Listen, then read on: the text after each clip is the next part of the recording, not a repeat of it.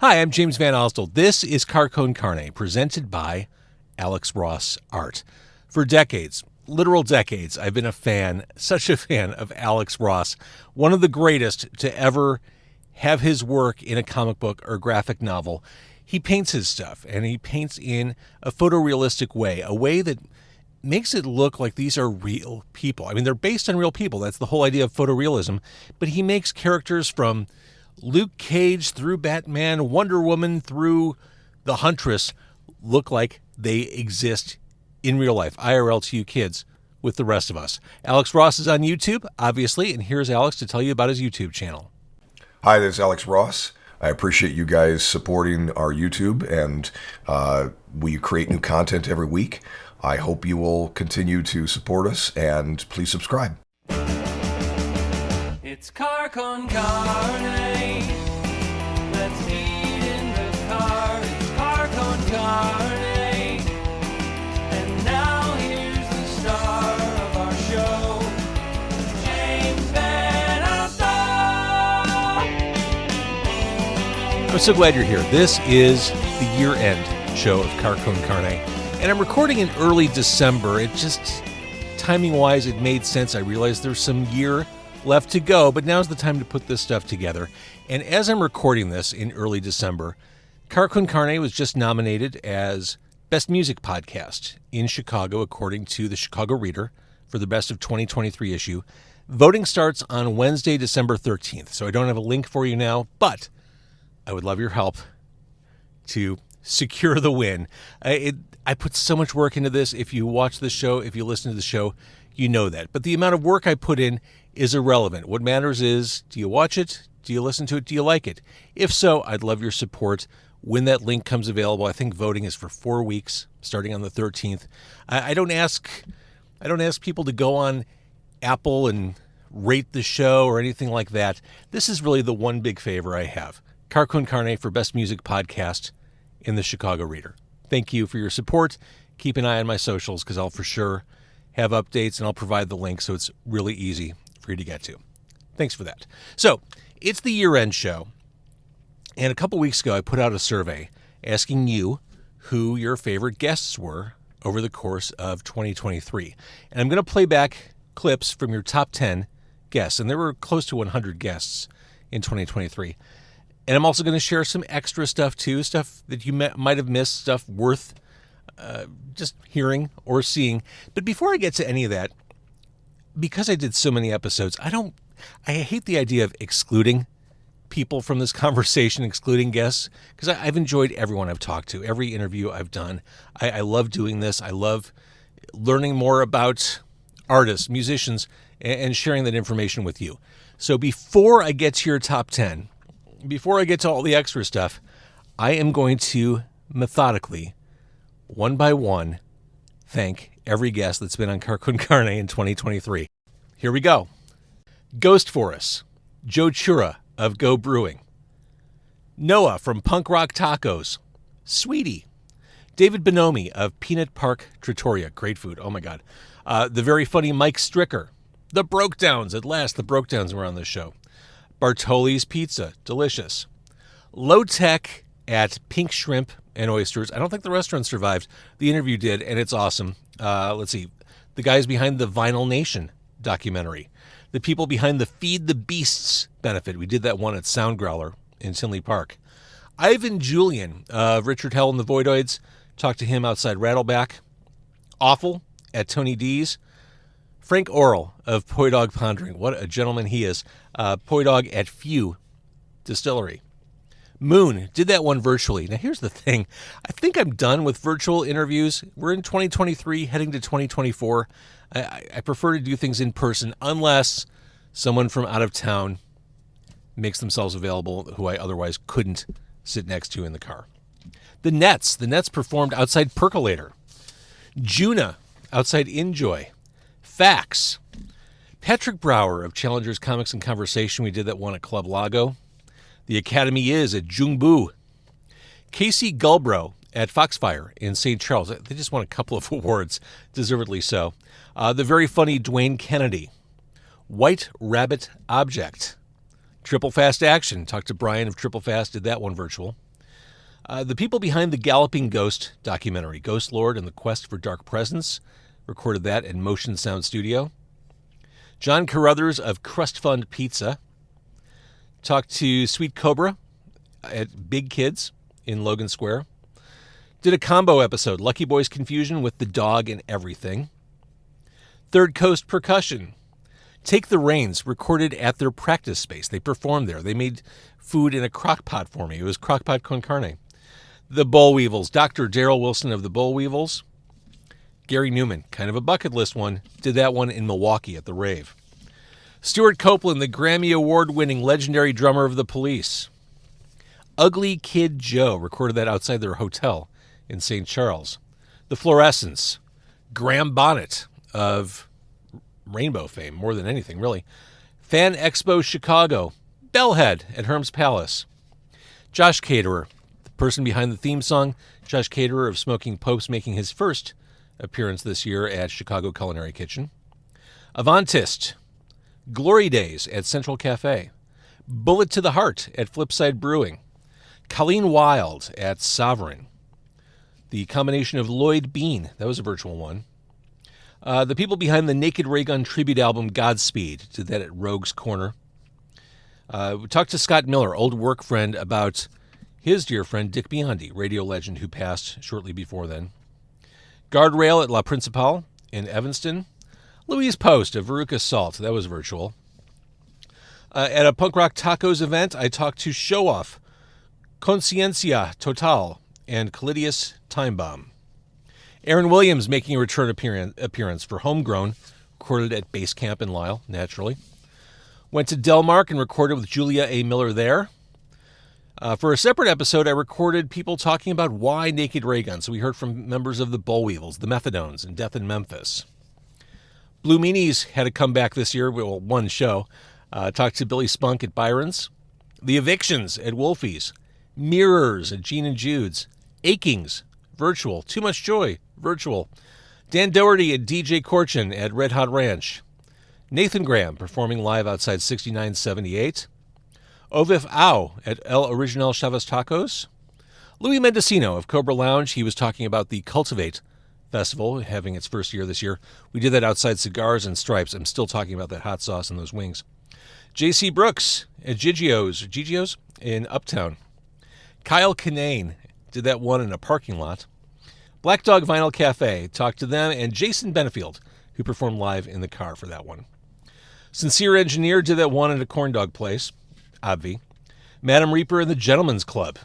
Filter, talked to Filter before they opened up for Ministry, Alice Cooper and Rob Zombie. Liv Warfield, Brian Moore, Spitalfield in front of a live audience at Beard and Belly. Then there was Riot Fest. At that event, I talked to Aquadolls, Hotline TNT, Sledgeworth, Screaming Females, Bowling for Soup, Cure Violence Global, Snapcase, Smoking Popes. Oh, that was it, Smoking Popes. Talked to Matt of Young Man in a Hurry. Then I went to Blue Island Beer Company and talked to the combo of Sweetie, Shannon Candy, and Sleeping Villains. Then came October, Candy Corn Carne, nothing but Halloween adjacent episodes. The Oohs and Ahs, Horror House. Went to Hell's Gate. I love Hell's Gate. Went there with my old friend Tim Burgeon. Zagoni Studios. Stephanie Sack. Cinephile Stephanie Sack. Fat Kiss at Cobra Lounge. Sideshow Villains outside Bohemian Cemetery. The return of Patrick Brower from Challengers Comics at 13th Floor Haunted House. I went up to DeKalb. Is it up? Yeah, it's up. To talk to the Rocky Horror Picture Show Shadowcast there. Chicken Happen. Then came episode 900. Sincere Engineer, Smoking Popes, Boll Weevils, Plain White Tees. I met up with Robert Fleischman at Bistro Monadnock. Blind Adam in the Federal League at Dante's. Old friend Ike Riley at his home studio. Capital Soiree. Very recently, it was Woolworthy. Most recently, the Claudettes. That brings us current. Car Con Carne, thank you to one and all. Like I said, I enjoyed talking to everyone this year. So, it is a retrospective episode. It is highlights. I hate calling it best of. It's a highlights. It's a year in review of 2023. I want to begin with this bonus clip. It's Nathan Graham. I mentioned him. He performed in the car. I've been a follower and fan of his for years now, and I feel like he's been on the cusp for a while, and I feel like it's finally happening for him, deservedly so. He was on episode 867 in August, and he performed this song. It's Pride, Nathan Graham on Car Con Carne.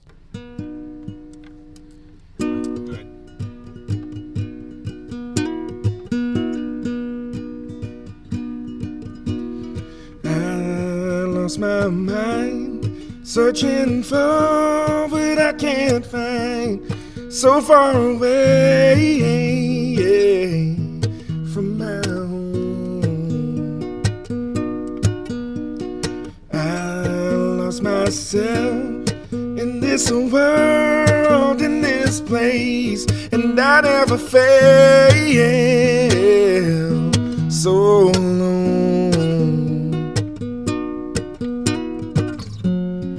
I won't last another night on my own.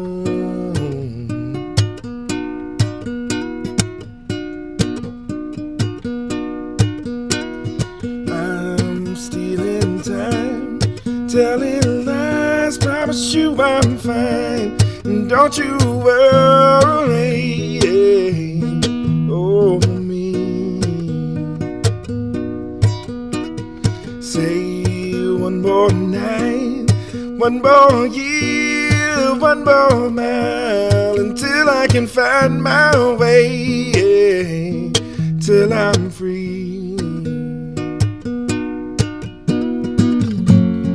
I will always let my pride get the best of me.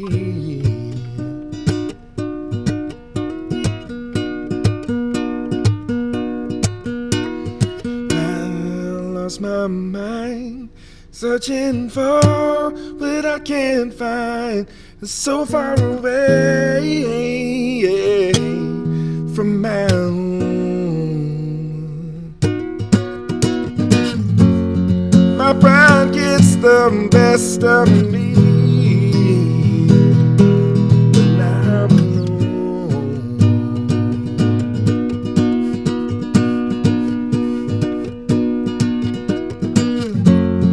My pride gets the best of me when I'm alone.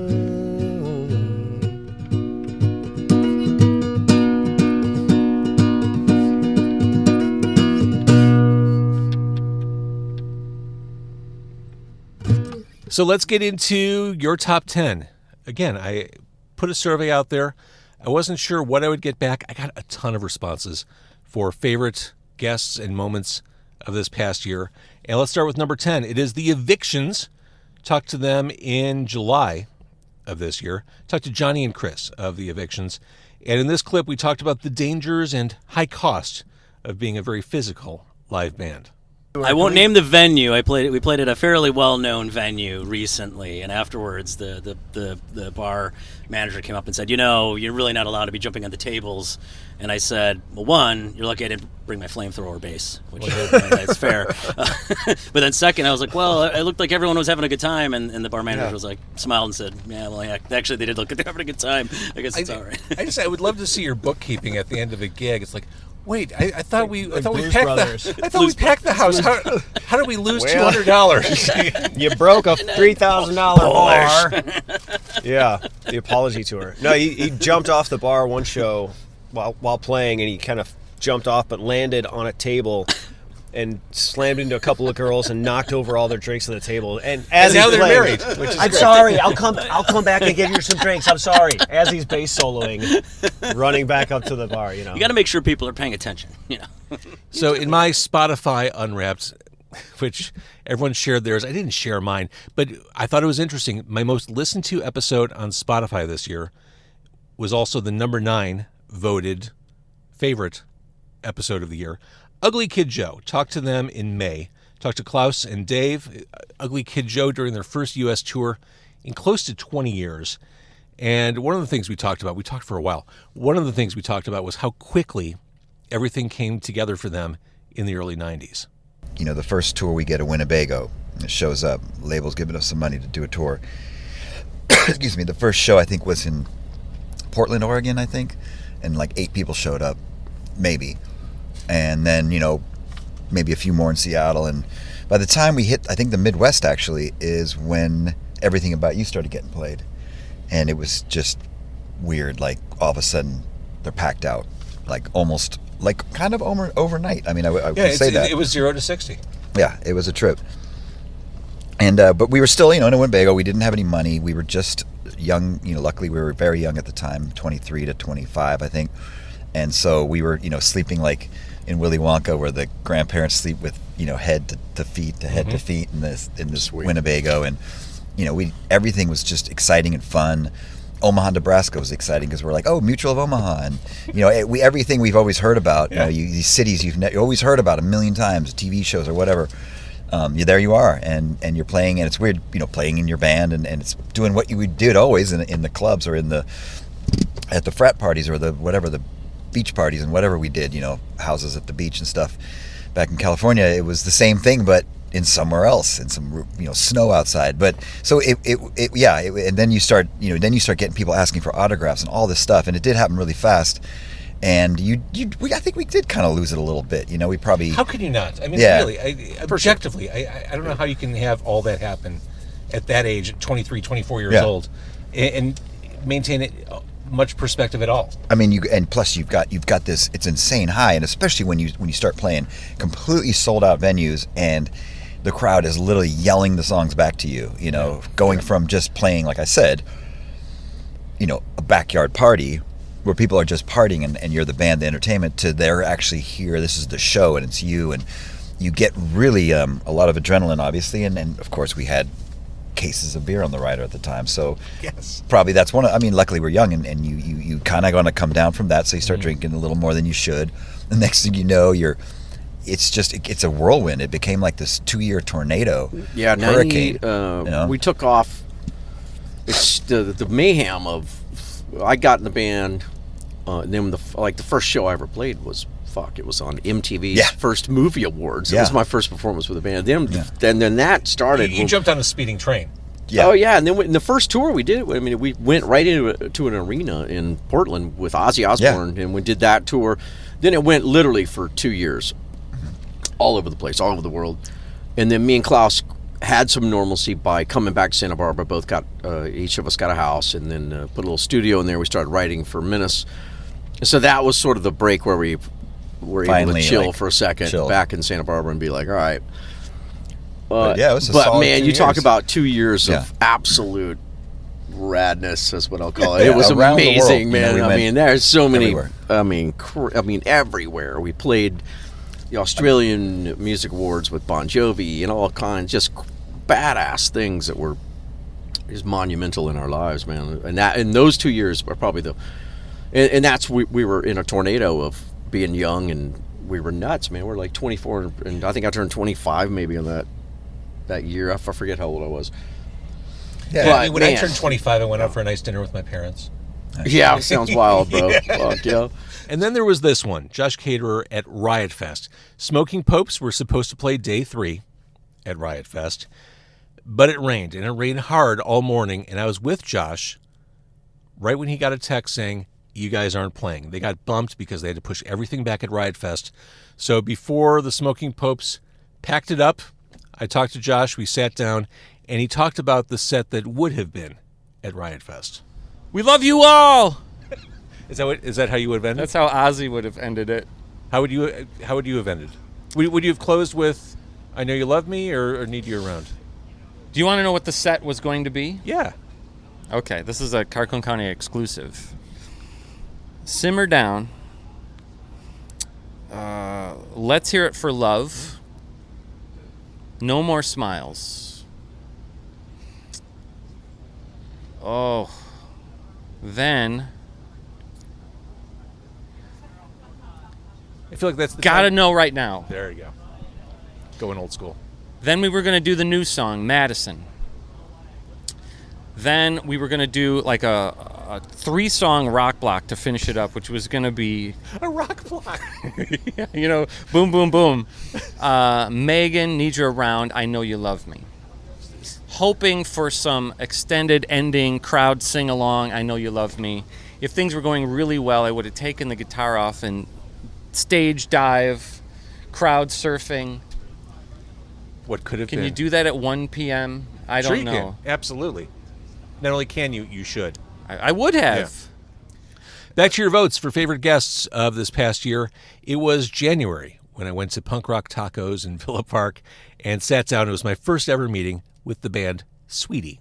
Our original drummer, Joe, who's no longer with us, he's still alive. Okay, I was going to ask. Yeah, he's going back to college, so he'll be running sound for us someday, I think, hopefully. So he came up to me at a party at a DIY space in Union, Illinois, which is in the middle of nowhere. Yeah. And he walked up and he goes, "You want to start a 2-piece band?" And I went, "Yep." And he said, "You play through 2 amps and I'll play drums?" And I said, "Yep." And it just happened. And the name just sort of came to me maybe a month later, like literally out of nowhere. And I just I texted him. I'm like, "How about the name Sweetie?" And he goes, "Perfect." Another one of your picks, number 7, Dr. Daryl Wilson, a returning favorite, really just a favorite human being of mine in general. Daryl Wilson of the Boll Weevils. We talked about what was then the brand new release, Essential, new Boll Weevils album, many years in the making, long overdue. And I mentioned the fact that one of their catchiest songs ever, Liniment and Tonic, is buried on the new album. All right, so Liniment and Tonic, I talked about album sequencing. What is this song doing at the end of the album? This is such an obvious hit song, smash Boll Weevils song. What's this doing at track number 15 or whatever it is? Toby sequenced the record. No, actually, you know what? It was part. No, I that's a cop out. We thought about that too, and the record sequencing is about really much the same. I mean, there were a couple songs that moved some positions, but most of them stayed in the same position. And you're right. I mean, it is what it is, James. So what does it make you not like the record? No, that's not what I'm saying at all. It's just I'm ostentatious. It's a non-traditional move to put. I keep using to put one of your insane. put one of your strongest ear candy songs at the end of the album. Well, you got to go through the whole meal to get to the dessert. That's it. It's like key lime pie. It is like key lime pie or sweet potato pie or whatever pie you want. It's pie at the end. This is no exaggeration. I'm not saying this as a Boll Weevils fan. I'm not saying this as a friend of Daryl Wilson. That song has never left my head. It is the most earworm of earworms. It is like that thing they put into whose ear in Star Trek did they put that thing? The content. Was it Chekhov? Chekhov's ear, right? It's a Chekhov worm. Here's another one I wanted to throw into the year-end episode. The Galloping Ghost documentary is in progress. I'm hoping we get to see it in 2024. And in April of this past year, I sat down with the producers, the makers of this documentary, and the person the documentary is about, Doc Mack of Galloping Ghost, the fantastic arcade/empire in Brookfield. His story is being captured by the documentarian Craig Bass. Lydia Coranda, who's one of the producers, was also in the car for that. And I talked to Doc about all of the nerdy things, arcade games, Godzilla, and specifically the vibe, the special feeling you get when you walk into an arcade, specifically Galloping Ghost. We've always been open every single day, every holiday. And when we initially started doing it, people were like, well, how can you make people work on holidays and stuff? And it's like because of what I went through on my childhood of how amazing arcades were and how it brought families together. And that's the stuff that's so memorable. And that's really what perpetuates arcades moving forward. And so that was always a definite thing. We were going to be open every holiday. Now, here's the thing, though. Galloping Ghost is kind of like going into a casino. When you go into a casino in Vegas, there are no windows, there are no clocks. Next thing you know, you walk in at 10 a.m., it's 10 o'clock at night. What have I done? Where am I? Back to your votes. One of your favorite guests of the year, number 6, Louise Post of Veruca Salt. Talked to her right around the 4th of July, right before she was supposed to play Chicago, but illness derailed that. I'm hoping we get to see her in the coming year. I couldn't resist. I had to talk about Chicago and her memories of living here. Well, I lived in Andersonville for years on Winona Street. And later for the last couple of years, I lived in Wicker Park. Prior to that, I lived in Lakeview. I lived on Warner and then on Bittersweet. And so Lakeshore Drive is it's sacred to me, as I think it is to all Chicagoans. I call it the friendly highway. For sure. But running, I used to go running, and that's where I would that was meditation for me. So Lakeshore Drive, I think of lovingly, and I think of like my favorite restaurants in Andersonville. There's this little Swedish restaurant that I used to get lingonberry pancakes, and the Busy Bee that's no longer there in Wicker Park. And I think of bowling at the Rock and Bowl with my friends, like all the bands that we hung out with, like from Triple Fest, Local H, Loud Lucy, Fig Dish, and us. We'd all go bowling, and it was Tuesday bowling, and it was so fun. And I loved when we were first writing, Nina would come up to that apartment of mine in Andersonville, and I would go to hers, and those early times were really they're very sweet, and we never thought anyone would ever hear us. And I asked a boyfriend of a friend who lived in Hyde Park, if he would record a demo for us, and that's the cassette that we did, that I brought to every small venue and met with the booking agent and followed up after, and asked if and oh my God, back to like trying to find a rhythm section. I mean, it was just a sweet time, and we were so passionate. And I was working as a waitress at Andy's Jazz Club at State and Hubbard. Mm-hmm. And between tables, I would go get my notebook out, and I would log everything that Nina and I were doing, like every song that we were working on, and we were recording stuff on 4-track. I made her do it. I was always in Veruca Salt, and I suppose maybe I wearied of it after Ghost Notes, and that's why I'm doing what I'm doing. I've always been the quarterback, like throwing the ball down the field and getting us past the first down and getting to the second down and third down. And because I've just always driven it. One of my personal favorites of the past year, one of your favorites, number 5, Kyle Kinane, comedian Kyle Kinane, the very funny Kyle Kinane. We recorded this in a parking lot in Addison. This is a point of embarrassment for me this past year. Completely forgot to hit record on, or maybe I turned off the camera. The point is, I didn't record video on this. And of course, Kyle is so photogenic. Total missed opportunity. I felt like an absolute amateur, but the audio, I mean, it's a podcast after all, so you can still listen to it. And here's a clip. Bottom line, when it comes to me and Kyle, everything comes back to Batman. Addison's kind of hopping. The movie theater is packed. The Mexican restaurant in this little parking lot. La Hacienda. La Hacienda is a great spot. Yeah, which is Spanish for the hacienda. Yeah. We have a hacienda. I think Dave Fernandez. So back when I read Batman comic books as a kid, the Joker had a secret hideout, kind of like Batman had the Batcave. Yeah. But the Joker's was the hacienda. I didn't realize how corny it was when I was. No, that's like right up my alley for like jokes. I'm like, you son of the hacienda. Again, there's not for all the dumb comedy club names I've encountered, there is not a comedy club called that, and I can't believe that right now. There's comedy clubs called Jokers with a Z, but not Hacienda. So I talked about that Chicago comedy documentary a couple months ago, which you're well aware of. It was interesting to me learning about how papering the rooms kind of brought about the end of a lot of clubs. I mean, comedy clubs were like, there was a period in time they were pretty notorious for laundering money. I didn't know that. Oh yeah, there's a chain of clubs in the South. I don't know if they still do it. I won't say the name, but I still work for some of them. But like my friends would get stories about, you get paid like, all right, you're gonna make $500 this weekend. Here's a check for $1,000. Cash it next week and mail us back the extra $500. Like they weren't even lying about it. Just like, if you're cool with that, then here's 7 more clubs that you can work. And by clubs, I mean banquet halls and a Holiday Inn. They would dress up on the weekends if there wasn't a wedding. One thing I hope to do in this coming year is more in-car performances. They're kind of hard to do. They're kind of hard to book. But man, they're worth it. I love the end result. Here's another performance that happened in the car. It was the Nets recording at Percolator. This happened in March of 2023, episode 822. They performed their song, Another Bet.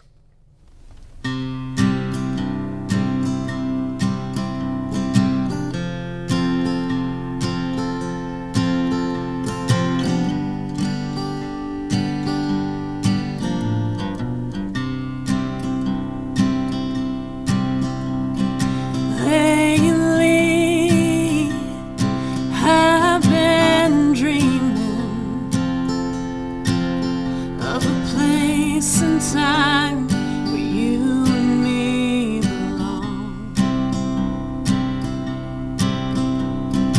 Baby,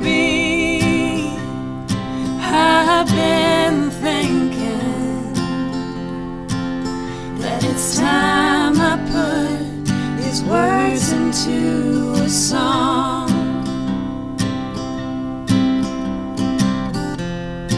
I'm not one to have my heart away. When I did, well, you just turned the other way.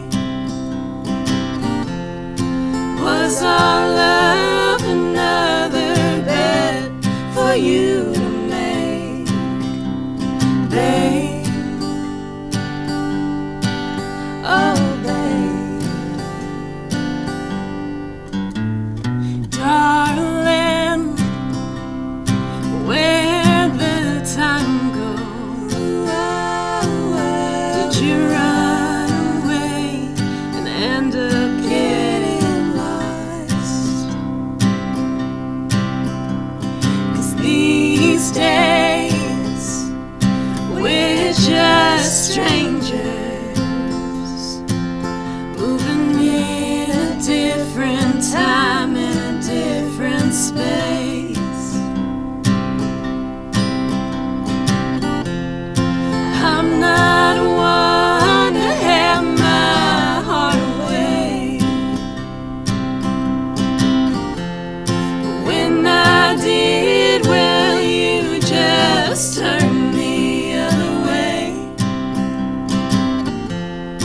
Was our love another bet for you to make, babe? Oh, babe, hand my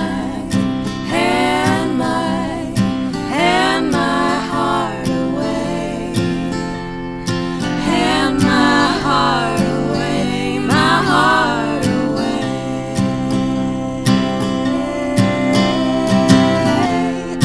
I'm not one to have my heart away. When I did, well, you just turned the other way. Was our love another bet for you to make, babe? Oh, babe.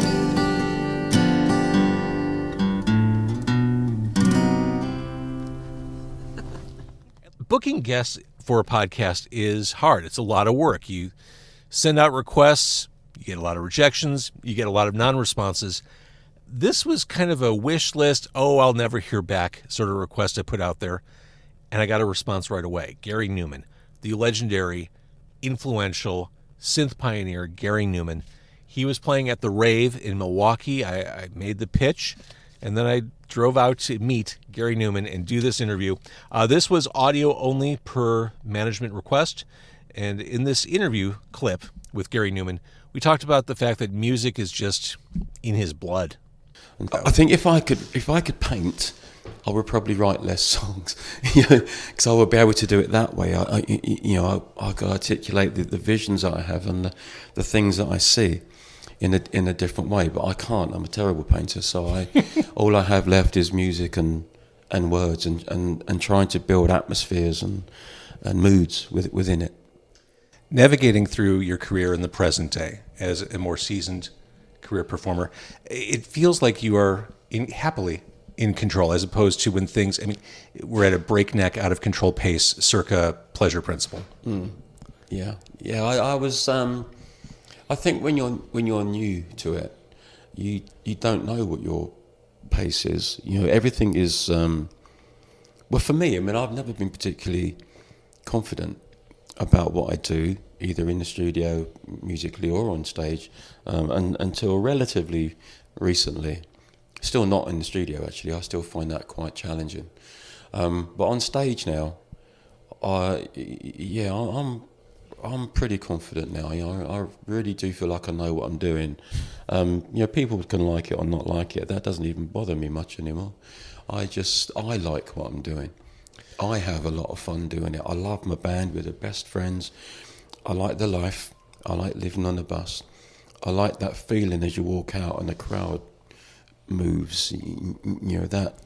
That whole sensation. I love everything about it, and I've grown to love it more and more and more. And some of that is because of the confidence that comes from doing it a long time. Sure. And all the things that you worried about going wrong have all happened, and they're not as bad as you think they're going to be. That was your number 4 favoritist, most favorite guest of 2023, Gary Newman. Here's an interview highlight I just love. I've been such a fan of J.C. Brooks ever since I first heard J.C. Brooks and the Uptown Sound. And things have been quiet from J.C. Brooks for the past several years. And I got him in the car in August, and we talked about his comeback to the live stage in 2023 and what those early days were like for J.C. We've played a couple of gigs this year, as you mentioned. First at the Midsummer Fest in Andersonville, and then at this NASCAR Chicago street race thing. Which, kind of a big deal. Yeah, it was crazy. It was the craziest thing was seeing the lineup, like once everything got released, and it's like, arena name, J.C. Brooks. Like, okay, well, thank you. It's always, one of the blessings of this band has been, we've always been mentioned in really excellent company. For sure. So I was just like, hey, even if we're the smallest name on that bill, I'm like, look who we're standing with, though. Look at this shit. Well, I mean, it's, New Jersey background aside, you have that classic Midwestern self-deprecation. Is everyone with low self-esteem from the Midwest, or is everyone from the Midwest have low self-esteem? You picked it up along the way, but you bring up a good point. I mean, the city loves you, and I think you have carved out a wonderful place for yourself here. Going back to Want More, that seemed like an awfully quick for you. It was. It wasn't, to be honest, because we had been, building up to it, we started in 2007, and that came out in 2011, and it was, I don't know, it was cool. It was definitely a lot, especially, our first South by Southwest, when I think we played about, 14 shows in 4 days. One of the more powerful, if not the most powerful, interview of the past year on Car Con Carne was Juna. Donna Diane of Juna jumped in the car right on the heels of the release of her new album, Femina Fiorenz. Easy for me to say, Femina Fiorenz. And we talked about her deeply personal, kind of uncomfortable subject matter. Objectively, it's hard to listen to some of the stuff. Lyrically, Suicidal on Christmas is really hard to listen to. How does it feel to put a song like that out there? There's a point in the songwriting process, because I'll fully admit, probably every one of these songs, I spent the early part of working on it, crying the whole time. Even, the heavy songs, they're so emotional for me. And even on Ex Voto, that's just part of my songwriting process is crying. But then there's some point in which I get out whatever it is I need to get out in the song, and then it doesn't feel as emotional. Now you guys have to deal with the emotions. Well, yeah, I mean, some of the lyrics in that song are metaphorical or at least vague. But my rubber face could take a punch. Not vague. No. Not fake. That's and even title wise, as we're looking at songs like Grooming and Petting and Draw Your Own Conclusion, it just yes, the ING songs. Your number 2 most memorable, your number 2 favorite podcast interviewee of the past year is also one of the most recent, Robert Fleischman. Robert Fleischman, who has played with Vinnie Vincent's Invasion. Most famously, Journey. He's the guy who was in Journey before Steve Perry. He was only in there for a handful of months, but while there, he wrote a few of the songs on the Infinity album that became absolute standards, absolute classic rock staples like Wheel in the Sky. So when Robert was in the car, we talked about being in Journey for that moment, how it kind of was like an arranged marriage, and we talked about authoring Wheel in the Sky. So Journey, the arranged marriage. Yeah. You hit it off with the guys. You wrote a handful of songs. Let's drop anchor on Wheel in the Sky for a minute. Where did that come from? Can you remember that far back? Well, it came from Neil was playing acoustic guitar. Neil Schoen. And we were, I think we were in Texas. He started playing this acoustic guitar and this whole thing, the music. And so I came up with a melody, and I wrote the lyrics in about 20 minutes. It was really funny. I feel like all the good music stories are like that. Like the songs weren't labored right. over. They weren't labored over. They came to you. It's like automatic writing. Yeah. I've actually I wrote a song, and I just turned on their tape recorder, and I had the acoustic guitar in my hand, and every lyric, everything just came out like boom, like it was a done song. And I talked to people, other musicians about it, and I talked to Tom Petty once about it, and he goes, I've done that like 1 or 2 or 3 times, and it happens sometimes. It's like automatic writing. It's just like it's like it comes from outer space, and you just get this flow, and it just happens. And if you're lucky, you turned on the tape recorder to capture it. In 2023, I talked to a lot of interesting people, a lot of famous people, perhaps none more famous than your number one pick for 2023, Stuart Copeland of The Police. One of the greatest drummers in rock, just one of the coolest dudes, period. I could have talked to him for hours, but as it was, I think I only had like 25 minutes. But in this clip, for your number one pick, we talked about a bunch of Police songs. We're 45 years out from the first album. Let's start there. Song 1, side 1, album 1, Next to You. Next to You. Cool track. No, I wanted to be next to you. Yeah, we played that. The last song the Police ever played was Next to You. At the end of the fourth encore, at the end of the last show of the 2-year reunion tour, that was our last encore. So presumably that was the last song we ever played. First and last. How about that? You mentioned Grammys. Let's talk about the Grammy Award-winning Regatta de Blanc. Let's mention it. That's my favorite Police album, actually, because it was recorded at a time when our mojo was really high, but we hadn't fully ascended the mountain yet. We were still working it. The first album, we played those songs in and out of clubs, pubs, and wherever, and we recorded it in 20 minutes. The second album, we were still on tour. We were breaking America. We were working our way across the ocean of America, playing club after city after city. And we didn't have enough material, so we were just making stuff up, improvising, jamming, and so on. Then suddenly, let's record another album. And we didn't have enough songs. And so we just had to kind of create stuff in the studio. Sting would have a snatch of lyric here, and we'd come up with a riff. And it was probably our most collaborative album when we were really feeling it. We were really feeling the buzz of we've got a cool band here. We were very full of ourselves, and that, what you would call mojo. And that puts an X factor on the tracks. The subsequent albums were much more studied, much more, Sting had written all the songs we need. We got there. We've all got songs, but we learned them right there on the spot, recorded them right there on the spot 20 minutes after hearing them for the first time.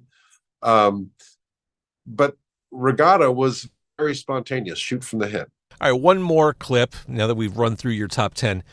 I loved doing episode 900 at Epic Deli in early November.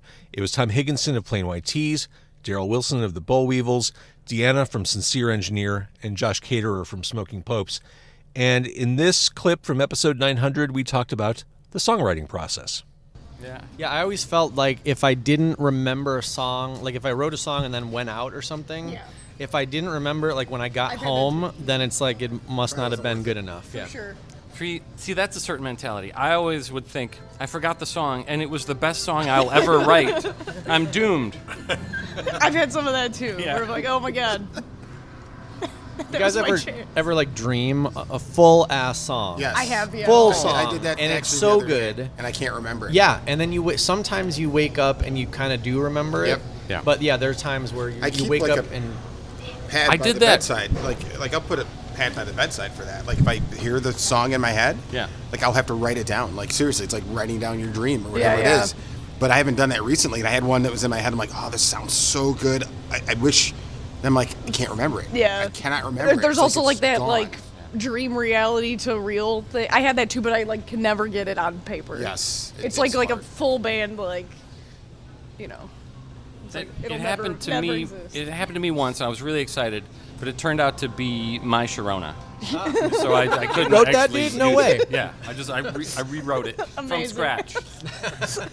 And there you have it, 2023. It's a wrap. A little bit early. 2023 is not officially over, but it's a wrap for this show, this episode. Thank you for watching and listening. Obviously, much more to come. I'm already working on stuff for the end of the year, starting in early 2024, getting some guests lined up, and it keeps going.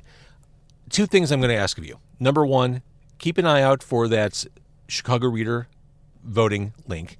Car Con Carne up for Best Music Podcast. Love your help with that.